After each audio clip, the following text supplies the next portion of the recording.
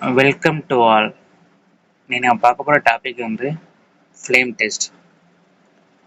Flame test அப்படிங்கிறது இன்ஆர்கானிக்கில் ப்ராக்டிகல்ஸில் மெட்டல்ஸை வந்து கண்டுபிடிக்கிறதுக்கு ப்ரிலிமினரியாக நம்ம யூஸ் பண்ணுற ஒரு டெஸ்ட் தான் ஃப்ளேம் டெஸ்ட்.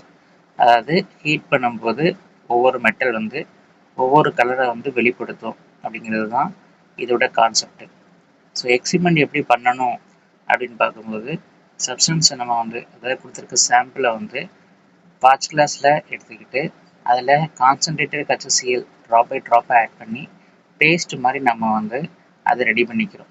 ஸோ அந்த பேஸ்ட்டை வந்து கிளாஸ் ராட் மூலமாக எடுத்துக்கிட்டு ஃப்ளேமில் வந்து காட்டுறோம்.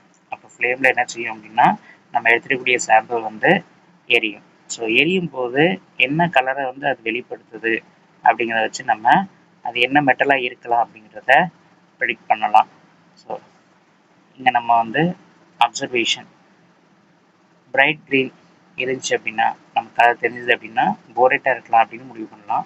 அடுத்து ஆப்பிள் க்ரீன் பேரியமாக இருக்கலாம், ப்ளூயிஷ் க்ரீன் காப்பராக இருக்கலாம், கிரிம்சன் ரெட் ஸ்டான்சியமாக இருக்கலாம், எல்லோ ஆரஞ்சு கலரில் சோடியமாக இருக்கலாம், பேல் பர்பிள் கலரில் பொட்டாசியமாக இருக்கலாம், பிரிக் ரெட் கலராக இருந்தால் கால்சியமாக இருக்கலாம். ஸோ இது வந்து நம்ம கலரை வச்சு முடிவு பண்ணணும். இந்த கலருக்கு என்ன காரணம் அப்படின்னா மெட்டல்ஸில் அவுட்டர்மோஸ்ட் செல் வந்து நம்ம ஹீட் பண்ணும்போது எக்ஸ்டீரியர் ஸ்டேட்டுக்கு போயிட்டு திரும்ப கிரவுண்ட் ஸ்டேட்டுக்கு வரும்போது கலரை வந்து வெளிப்படுத்துது.